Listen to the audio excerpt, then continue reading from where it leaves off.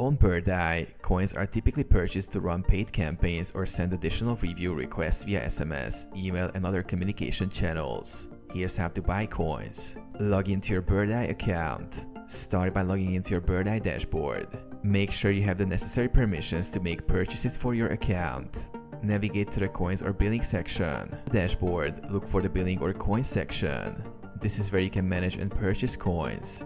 The location of this option may vary slightly depending on your account setup.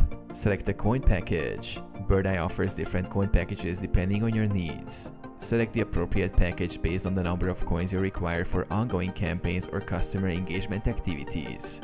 Enter payment information.